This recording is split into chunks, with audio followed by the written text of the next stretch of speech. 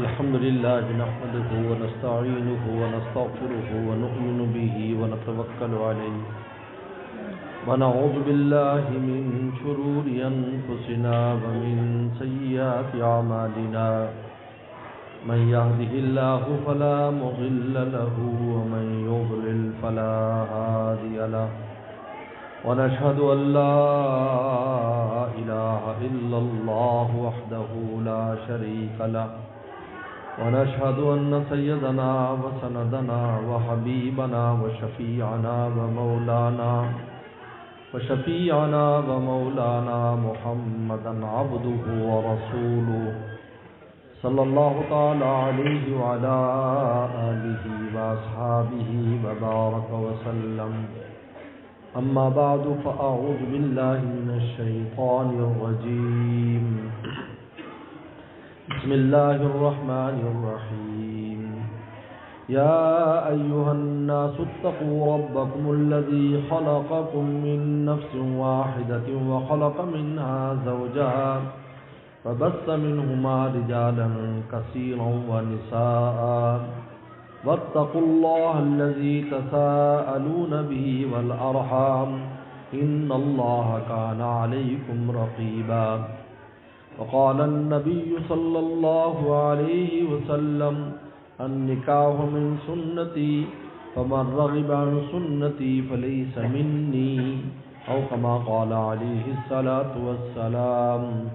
صدق اللہ صدق رسولہ النبی الکریم. میرے محترم بزرگ اور دوستوں اور میری ماں بہنوں، ہمارے بھائی شیخ عمران صاحب نے آج کا یہ جو اجتماع رکھا ہے، یہ ایک اچھی سنت کی ابتدا کی ہے.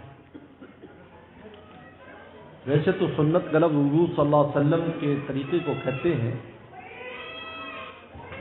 لیکن حدیث شریف میں آتا ہے کہ من سن سنتا حسنتا، کہ کوئی بھی اچھی شے کی بنیاد رکھ دے گا تو اس کو اس کا اجر بھی ملے گا اور قیامت تک عمل کرنے والوں کا اجر بھی اس کو ملے گا. آج یہ جو عمران بھائی نے اپنے بیٹے محمد طلحہ کے نکاح سے پہلے آج کی جو تقریب رکھی ہے، اس کا مقصد کیا ہے؟ اس کا مقصد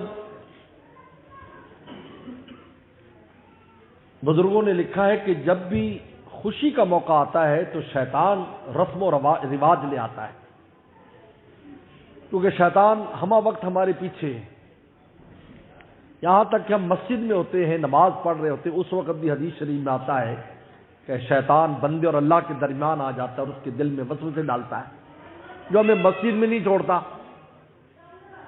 نماز کے دوران بھی ہمارے پیچھے جو لگ جاتا ہے، تو آپ مجھے بتائیں ہماری خوشی کے مواقع اور شادی بیاہ کے موقع پر کیسے وہ انٹر نہیں ہوگا اور داخل نہیں ہوگا.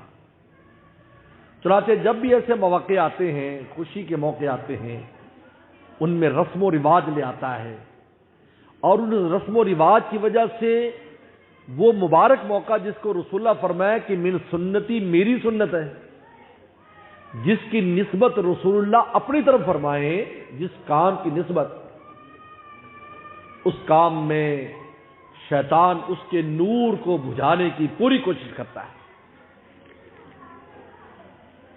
اس لیے کہ سنت کے نور ہے، اور اس کے مقابلے پر جو بھی چیز ہوگی وہ ظلمت اور اندھیرا ہے.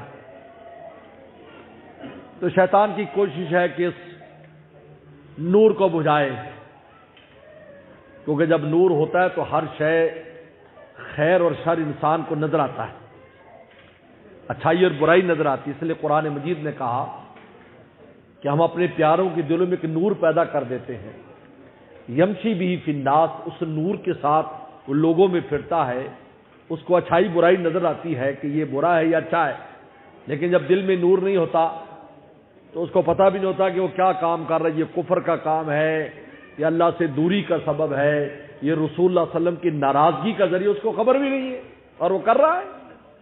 ایک طرف کہتا بھی ہے کہ میں اللہ کے نبی صلی اللہ علیہ وسلم کا عاشق ہوں، اللہ نبی صلی اللہ علیہ وسلم کا ماننے والا ہوں، پھر کام ایسا کر رہا ہے جو اس کو پیغمبر سلام سے بھی دور کر رہا ہے، اللہ سے بھی دور کر رہا ہے؟ اس لیے کہ جب سنت جائے گی تو اس کی جگہ ظلمت نہیں آنا ہے۔ مولانا رومی رحمۃ اللہ علیہ نے کا واقعہ لکھا ہے کہ گھر میں چور آ گیا، تب اس زمانے میں آگ جلانے کے لیے پتھروں کو آپس میں مارتے، جس کو چکماک کہتے ہیں۔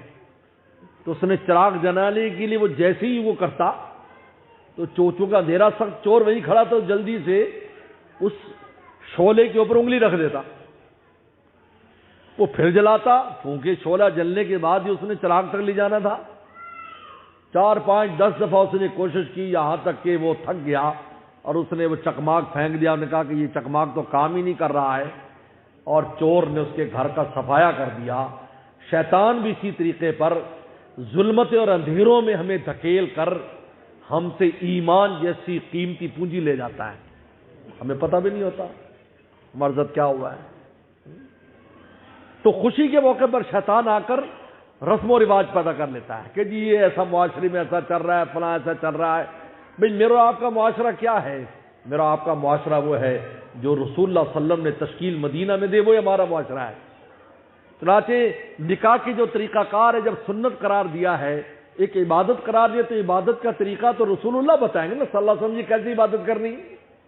اور پیغمبر صلی اللہ علیہ وسلم نے خود بھی یہ خوشی کے موقع کو پیغمبر صلی اللہ علیہ وسلم نے خود بھی کر کے دکھایا کہ بھائی کس طریقے پر اپنے بچی کا نکاح کیسے کرتے ہیں، ان کی رخصتی کیسے کرتے ہیں۔ صحابہ اکرام کے بیٹوں کا نکاح بھی آپ نے پڑھائے، بیٹیوں کے نکاح بھی پڑھائے۔ مدینہ شریف میں جو معاشرہ تشکیل ہوا اور اس نے اس عبادت کو جس انداز میں کیا، میرا آپ کا وہی معاشرہ ہے قیامت تک، کیونکہ ہم اللہ رسول کے ماننے والے ہیں، اپنی مرضی کرنے والے نہیں۔ اگر ہم اپنی مرضی کریں تو نکاح کی کوئی اور ترتیب بنائیں، کیسے بنا سکتے؟ بنا ہی نہیں سکتے، آپ کو وہی ترتیب کرنی ہوگی۔ چنانچہ آج عجیب بات ہے، ہمارے پاس مسائل آتے ہیں، جب ہم قرآن مجید کو گواہ بنا کے ایجاب قبول کر لیں تو نکاح ہو جائے گا؟ دیکھو جی، مسجد کو گواہ بنا لیا ہم نے، اور لڑکا لڑکی نے مسجد کو گواہ بنا، مسجد ہماری گواہ ہے، اور ہم ایجاب و قبول کر رہے ہیں، ہمارا نکاح ہو جائے گا؟ مسئلے پوچھ رہے ہیں، دار افتاء میں مسئلے آ رہے ہیں، ہمارے پاس مسئلے آ رہے ہیں۔ یہ کیا ہے؟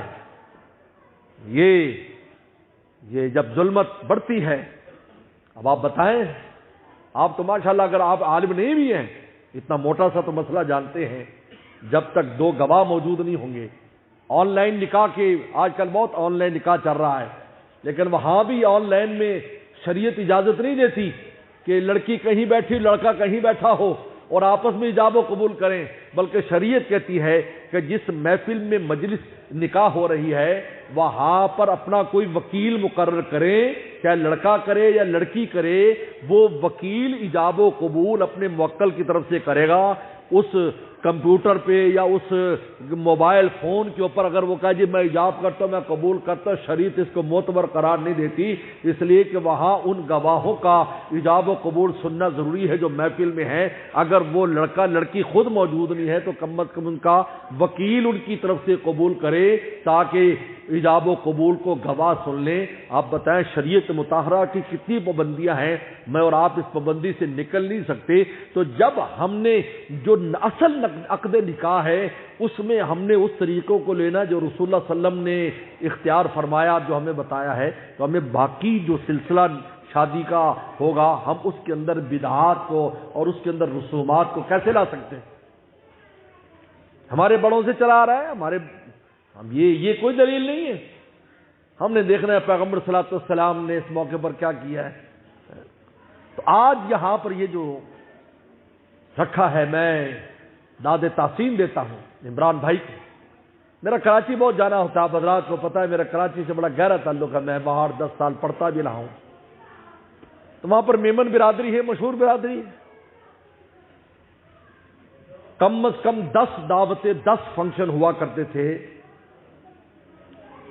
نکاح سے پہلے، 10 فنکشن، آج یہ فنکشن ہے، آج یہ فنکشن ہے، آج یہ فنکشن ہے۔ ہمارے ساتھ دوستی ہی تعلق ہوا، آپ جیسے دوست نے کہا جی آپ مشورہ دیں جی، ہمارے ہاں تو یہ چلتا آ رہا ہے، ہندوستان سے چلتا آ رہا ہے، جیسے ہندو معاشرے میں تو ویسے آج اس قسم کی دعوت ہے، آج اس قسم کی دعوت ہے، آج پلیٹ میں دعوت ہے، آج چھوٹی کٹوری کی دعوت ہے، آج گوشت کی دعوت ہے، آج مچھلی کی دعوت ہے، آج دہی بڑے اور فلانی چیز کی دعوت ہے، جی 10 دعوتیں ہونی ہیں۔ میں نے کہا بھائی اب میں یہ کہوں کہ فوراً ہی 2 پر آ جاؤ تو تمہارے لیے مشکل ہوگا، تو 3 کر لو، ایک پہلے کر لو جس میں واضح بیان ہو، ایک نکاح کی ہو، ایک ولیمے کی ہو۔ آج تک دعائیں دیتے ہیں کہ حضرت خرچہ بھی بچ گیا اور اللہ رسول کی رضامندی بھی مل گئی۔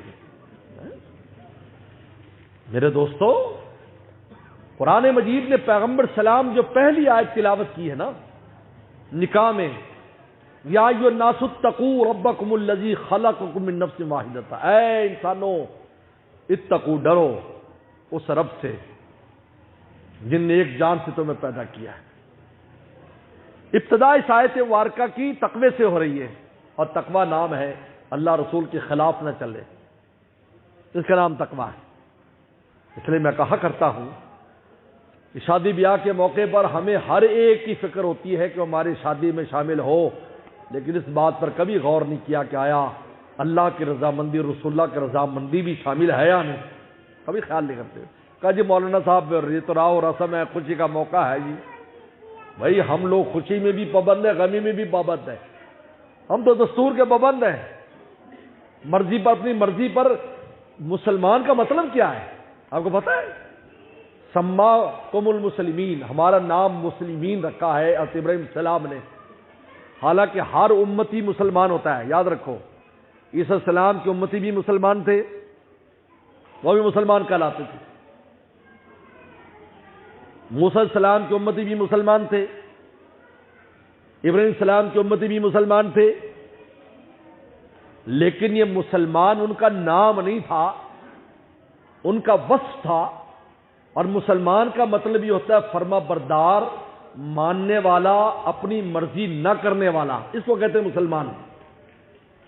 کیونکہ اسلام کا معنی ہے تسلیم خم کر دینا، مان کے چلنا، اپنی نہیں چلانی، جیسے اللہ رسول فرمائیں گے وہی۔ اب ساری امتیں مسلمان ہیں، وہ مسلمان کہلاتی ہیں، لیکن ہمارا نام ہی مسلمان رکھ دیا کہ یہ جو امت ہے اس میں اتنی اپنی نبی کی اطاعت ہوگی، اتنی اطاعت ہوگی کہ ابراہیم السلام نے اس وقت فرما دیا کہ تمہارا کام بھی مسلمان اور تمہارا نام بھی مسلمان۔ اب بتائیے، ہمیں تو بالکل اس بات کا نہ لائق، نہ یہ ہمیں سزاوار ہے، نہ مناسب ہے، نہ اس کی اجازت ہے کہ ہم کوئی کام ایسا کریں جو اللہ رسول کے خلاف ہو۔ چاہے ہماری تجارت ہو، چاہے ہماری کھیتی باڑی ہو، کچھ بھی ہو، صحابہ اکرام نے سارے کام کیے اور ہر کام میں پابند تھے، وہ اپنی مرضی کرنے والے نہیں تھے۔ پیغمبر السلام تشریف لے گئے، دیکھا ایک جو کا ڈھیر لگا ہوا ہے، تو پیغمبر السلام نے اسے ہاتھ مارا تو اندر سے گیلا تھا۔ آپ نے فرمایا کہ اندر سے گیلا کیوں؟ کہا کہ بارش ہوئی تھی تو اوپر سوکھے تھے، اندر گیلے تھے۔ فرمایا اس کو پھیلاؤ، اس طرح پھیلاؤ کہ آنے والا دیکھ سکے کہ گیلے کتنے ہیں، سوکھے کتنے۔ فرمایا من غش فلیس منا، فرمایا کہ جو غش اور دھوکہ اور ملاوٹ کرے گا وہ ہم میں سے نہیں ہے، وہ میرے طریقے پر نہیں ہے۔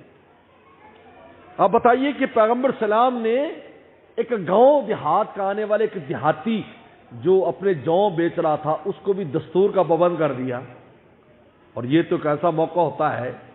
میں کہا کرتا ہوں کہ بھائی گھر کی بنیاد کے لیے بزرگوں سے دعائیں کراتے ہو، افتتاح میں دعائیں کراتے ہو، مسجدوں کی بنیادوں کے لیے بزرگوں کو بلاتے ہو، اینٹ رکھواتے ہو، مدرسے کی بنیاد کے لیے تم اینٹیں رکھواتے ہو، یہ انسانیت کی جب بنیاد رکھی جا رہی ہے تو اس میں شیطان شامل ہو جائے؟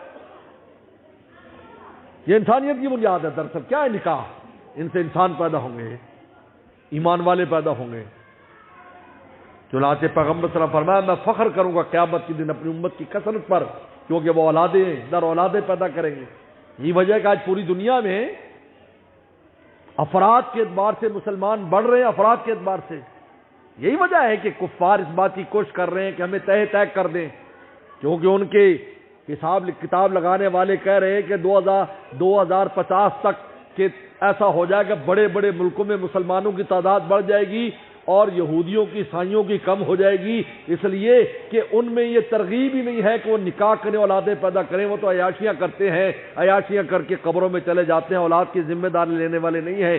رسول اللہ فرماتے ہیں ان اولادوں کو پالو، پالنے پر بھی اجر ہے، بڑے کرنے پر بھی اجر ہے، دنیا سے اگر بچہ پہلے چلے جاتا ہے تب بھی اس کے لیے نجات کا ذریعہ ہے، شادی پر بھی اجر ہے، بعد میں پوتے نواسوں پر جو ہے نا ان کو پالنے کا بھی اجر ہے۔ کہاں سے کہاں اجر چلا جاتا ہے۔ پیغمبر صلی اللہ علیہ وسلم کو دیکھو، آپ کے نواسے ہیں، نماز میں آپ کے کندھوں پر سوار ہیں، سجدے میں آپ کی پیٹھ کے اوپر بیٹھے ہیں۔ آپ نے پیغمبر سے فرمایا دیکھو یہ ایسا نہیں ہے کہ صرف ماں باپ تک ہے، بلکہ نانا، دادا، پرنانا، پردادا، فرمایا یہ جتنی نسل ہیں تاکہ میری امت بڑھے اور میں قیامت دن فخر کروں کہ دیکھو میری امت سب سے بڑی امت ہے۔ اس لیے میرے دوستو، ایسے مواقع پر ہمیں پیغمبر صلی اللہ علیہ وسلم طریقوں دیکھنا ہے، راہ و رسم کو نہیں دیکھنا۔ شریعت آپ کے خوشی کے موقع پر کچھ کاموں سے روکتی نہیں ہے، لیکن اس کے طریقہ کار کو دیکھنا ہے کہ آپ ایسا طریقہ اختیار نہ کریں جو رسم و رواج بن جائے۔ بھائی اتنی بات ہے، راہ و رسم میں نہ جائیں، آپ اس کی اس طرف لے کر آئیں کہ سنت طریقہ کیا ہے۔ سب کچھ کیا، ایسا نہیں کہ خوبصورت کپڑے نہیں پہنے۔ اما عائشہ صدیقہ رضی اللہ عنہا ارشاد فرماتی ہیں میری ایک قمیض تھی، بہت خوبصورت تھی، جب بھی مدینہ میں کسی کو دلہن بنایا جاتا تو میری قمیض لے جاتے تھے، وہ اتنی قیمتی اور خوبصورت تھی، اس کو پہنا کر اس کو دلہن بنا کر اس میں رخصت کیا کرتے تھے۔ اگر دلہن کے اچھے کپڑے بنائے جاتے ہیں شریعت کب روکتی؟ اما عائشہ صدیقہ کی روایت موجود ہے کہ اگر وہ غریب ہوتے تھے نہیں بنا سکتے تو اماں سے لے جاتے تھے، آپ اپنی یہ قمیض دے دیں، ایک تو برکت کی برکت اور دوسری حسین و جمیل ہے، اور اپنے شوہر کے بعد جائے گی اس کو دیکھے گا تو خوبصورت اس کو لگے گی۔ پیغمبر صلی اللہ علیہ وسلم نے خواتین سے خوشبو کے استعمال کے بارے میں فرمایا کہ دیکھو خوشبو گھر کے اندر استعمال کرو، ایسی خوشبو استعمال کرو جس کا رنگ تو نظر آئے، خوشبو محسوس نہیں، یعنی مہندی لگایا کرو۔ پیغمبر صلی اللہ علیہ وسلم خود ارشاد فرما رہے ہیں یہ کیا ہے؟ شریعت روکتی تو نہیں ہے، لیکن اس کو راہ و رسم بنانا، رسم و رواج بنانا، اس میں ایسے طریقے اختیار کرنا جس سے اللہ رسول ناراض ہوں۔ آپ بتائیے، سب کو منانے کی فکر ہے، اللہ رسول اگر شامل نہیں ہوگی اس انسانیت کی بنیاد میں تو اس کا نتیجہ کیا نکلے گا؟ خیر کی اولادیں پیدا ہوں گی؟ لوگ پناہ مانگتے ایسی اولادوں سے، لوگ دعائیں کراتے جی دعا کرو جی ہم بس ہماری اولاد تو پیدا ہوگی، لیکن ہمارے لیے اتنی بڑا فتنہ ہے کہ نہ ہم مردوں میں ہیں نہ زندوں میں ہیں۔ لیکن انسان اس وقت کو بھول جاتا ہے، ہر چیز کے آداب بتائیں، جب بتایا کہ شیطان تو ہر جگہ شامل ہوتا ہے۔ چنانچہ حدیث شریف میں آتا ہے کہ شیطان جب بغیر بسم اللہ کے انسان کھاتا ہے تو کھانے میں شریک ہوتا ہے، پیتا تو پانی میں شریک ہوتا ہے، اپنے اہلیہ کے پاس جاتا ہے تو اس میں شریک ہو جاتا ہے، اور شیطان کہتا ہے ان کے کھانے میں میں حصے دار، ان کے پینے میں، ان کی اولادوں میں میں حصے دار ہوں، یہ جو اولادیں ہیں ان میں میرا بھی حصہ ہے، صاحب موجود ہے، ان میں میرا بھی حصہ ہے۔ اس لیے کہتے ہیں کہ دو شیاطین کی ملاقات ہوئی تو ایک موٹا تازہ تھا، ایک بالکل دبلا تھا۔ انہوں نے کہا یار تو کیسے موٹا تازہ ہے؟ کہا جس کے ساتھ میری ڈیوٹی کو ہر ایک کے ساتھ شیطان نے ہر ایک کے پیچھے لگایا ہوا ہے، وہ بسم اللہ پڑھ کے کھاتا ہے تو میں کھا نہیں سکتا، بسم اللہ پڑھ کے پیتا ہے میں پی نہیں سکتا، وہ گھر میں داخل ہوتا ہے بسم اللہ پڑھ کے تو میں گھر میں نہیں جا سکتا، وہ اپنے گھر والوں پہ جاتا ہے بسم اللہ پڑھ کے تو میرے لیے رکاوٹ۔ کہا کہ اب میں باہری وقت گزارتا ہوں، جب کھانا نہیں ملے گا پینا نہیں ملے گا تو میرا تو یہی حال ہوگا۔ اور کہ تو موٹا تازہ کیسے؟ انہوں نے کہا میں موٹا تازہ اس لیے کہ وہ بسم اللہ کا اہتمام ہی نہیں ہے اس کو، نہ وہ کھانے پہ بسم اللہ پڑھے، نہ پینے پہ، نہ گھر جانے میں، نہ گھر والوں کے پاس جانے میں۔ جب بسم اللہ نہیں پڑھتا تو میں شریک ہوں، یہ جتنے بچے پھرتے آتے اس کی یادیں میرے۔ اس لیے میرے دوستو اللہ تعالیٰ کا شکر ہے الحمدللہ پوری دنیا میں ایک بیداری پیدا ہو رہی ہے، اللہ کا بہت شکر ہے۔ لوگ تو کہتے ہیں ماڈرن دنیا، لیکن یہ ماڈرن دنیا اب واپس اصل کی طرف جا رہی ہے۔ پوری دنیا میں الحمدللہ مسلمان، پورے عالم میں مسلمانوں کے اندر جو دینداری اور سمجھ آ رہی ہے اور پیغمبر اسلام کے تقریروں طریقوں کو اپنانے کا جو جذبہ پیدا ہو رہا ہے، یہ پچھلے 20-25 سال میں نہیں دیکھا گیا۔ یہی وجہ ہے کہ پورے عالم میں کسی ملک میں چلے جائیں آپ کو برقعے والے بھی ملیں گی، آپ کو داڑھیوں والے بھی ملیں گے۔ بڑی حیرت ہوتی جب جاتے ہیں کہ یار پورا ماحول دیکھو لیکن اس میں نمائندگی موجود ہے، ایمان والوں کی نمائندگی موجود ہے، ایمان والوں کی نمائندگی موجود ہے۔ کتنی بار ایسا ہوا، ہمارے لندن کے مہمان آئے ہوئے ہمارے ساتھ، میں لندن ابھی ان کے ساتھ مارکیٹ میں گئے تو 10 آدمی سلام کا السلام علیکم مولانا صاحب، السلام علیکم۔ دیکھنے میں دیکھیں تو بظاہر نہیں معلوم ہوتے کیونکہ وہ تو ایک ہی جیسا ان کا لباس ہے سب کا، لیکن جب سلام کرتے دل خوش ہو جاتا ہے۔ اور لوگ انگریز آپ میں پھر رہے ہیں، کوئی کسی کو پوچھنے والا نہیں ہے۔ میں کہتا ہوں اللہ کتنا خوبصورت جو نظام دے، نہ میں مجھے جانتے ہیں نہ میں ان کو جانتا ہوں، لیکن سلام کر رہے ہیں ایک دوسرے کو۔ برقعے والی عورتیں پھر رہی، اتنا دل خوش ہو جاتا، اللہ اکبر بھائی دیکھو، جہازوں میں سفر کر رہے ہیں، اب باتیں خواتین کر رہی، بندے کر رہے ہیں، بار بار اللہ کرے گا انشاءاللہ ایسا ہو جائے گا، یار اللہ خیر کرے گا، یار انسان اتنی دل خوش ہو جاتا ہے کہ الحمدللہ۔ پیغمبر صلی اللہ علیہ وسلم نے ارشاد فرمایا تھا، فرمایا کہ میں جو دین لے کر آئیں یہ بارش کی طرح ہے، بارش شروع میں خوب برستی ہے، پھر کم ہو جاتی، پھر آخر میں برستی ہے۔ اب پتہ نہیں پہلے زیادہ برسی یا آخر میں، فرمایا کہ شروع میں اس کے بعد کمی، آئیے وہ دور ہے جس میں رحمت کی بارش کے برسنے، کثرت سے برسنے کا وقت آ رہا ہے۔ اس لیے الحمدللہ ایسی ترتیبیں اور صورتیں پیدا ہو رہی ہیں کہ جس سے دین کی طرف لوگ آ رہے ہیں اور اسلام اور شریعت پر عمل کرنے کو ترجیح دینے لگے ہیں۔ اللہ کا بہت شکر ہے، ہمیں اس پر اللہ تعالیٰ شکر ادا کرنا اور ہمت سے کام لینا چاہیے۔ ایک دوست ناراض ہو گئے، 2 4 ناراض ہو جائیں گے، کچھ پرواہ نہ کرے، اللہ رسول ناراض نہ ہو۔ جب وہ ناراض نہیں ہوگے تو ان کو بھی بات سمجھ میں آ جائے گی، ان کو بات سمجھ میں آ جائے گی۔ ہمارے مرشد شاہ کی مختر صاحب رحمۃ اللہ علیہ کے پاس ایک آدمی کہا کہ حضرت ہمارے بڑے قریبی شادی ہے، نہ جائیں تو ناراض ہوں گے، لیکن جائیں تو وہاں پر مخلوط معاملہ ہے اور میوزک کا انہوں نے انتظام کیا ہے۔ ہم نے فرمایا دیکھو پہلے چلے جاؤ، بچہ بچی کو تحفہ دو اور تکڑا تحفہ دو، تاکہ وہ یہ نہ کہیں کہ دینداری کو بنیاد بنا کر ہماری شادی میں نہیں آیا تحفہ بچانے کے لیے۔ تکڑا تحفہ دو، پہلے جاؤ اور ان کو کہہ دو کہ بھئی چونکہ وہاں مخلوط ہے، سب مرد عورتیں اکٹھے کھائے پیئیں گے اور گانے وانوں کا میوزک کا انتظام ہے، اس لیے ہم شریک نہیں ہو سکتے میاں بیوی، لیکن ہماری بیٹی ہے، ہم اس کے لیے یہ تحفہ لائے ہیں، کا تبلیغ کی تبلیغ ہو جائے گی اور تحفے کا تحفہ ہو جائے گا۔ چنانچہ اس عمل کرنے پر ان کو تنبیہ ہوئی اور آئندہ جب باری آئی تو انہوں نے کہا بھئی ایسا کوئی کام نہیں کرنا کہ جس سے دیندار شریک نہ ہو سکیں، اور دینداروں کے آنے سے تو برکت ہو نہیں ہے۔ حدیث شریف میں آتا ہے کہ جس ولیمے میں درویش لوگ شامل نہ ہوں، دیندار شامل نہ ہو، فرمایا ہے کہ وہ ولیمہ تو وبال ہے اس پر، ان میں وبال ہے۔ اس لیے کہ واقعہ چھوٹا سا بیان کر کے ختم کرتا ہوں۔ تھانوی رحمۃ اللہ نے لکھا کہ ایک آدمی ایک نواب صاحب تھے تو ان کا کوئی فوتگی ہو گئی تو مدرسے کے طالب علم بلا لیے، بھی قرآن خوانی کرو، کر دی۔ بعد میں بڑی اعلیٰ دعوت ہوئی، جب اعلیٰ دعوت ہوئی تو ایک بچہ دوسرے کہنے لگا یار ایسا تو کبھی ہم نے خواب میں بھی ایسے کھانے نہیں دیکھے، اگر اس نواب صاحب کی فوتگیاں ہوتی رہیں تو اپنا بھی کام چلتا رہے۔ اور بچہ تھا، شرارتی ہوتے ہیں بچے، وہ ایسے کہہ دیا۔ تو نواب صاحب کے کسی اس نوکر نے سن لیا اور نواب صاحب کو جا کے شکایت کر دی۔ انہیں بڑا غصہ ہے نواب صاحب کو، یار یہ عجیب طالب علم ہے۔ تو استاد کے پاس اگلے دن پہنچ گیا مدرسے میں، کہا آپ نے ان کی یہ تربیت کی ہے؟ انہوں نے کہا بات یہ ہے آپ کی بچیوں کی شادیاں ہوئی ہیں؟ کہا ہاں 2 بیٹوں کی ہوئی، 2 بیٹیوں کی ہوئی۔ تو کہا کہ ہم تو پڑوس میں مدرسہ ہے، آپ نے تو کبھی بلایا نہیں، اگر پڑھنے پہ بلاتے تو پڑھنے کی دعائیں دیتے نا، تو مرنے پہ بلایا تو مرنے کی دعائیں دیتے۔ یہ قصور تو آپ کا ہے، ہمارا تو نہیں ہے۔ حدیث شریف میں آتا ہے ولیمے میں ایسے لوگوں کو شامل کیوں نہیں کیا جس کی وجہ سے رحمت آئے؟ یہ تو آپ کا کام تھا، اب ان کو تم شامل کرتے ولیمے میں اور شادی میں شریک کرتے۔ تو انسان ایسا کام کرے اپنی شادی بیاہ میں کہ دیندار نہ آ سکے اس میں، اب بتاؤ کہاں سے رحمت آئے گی؟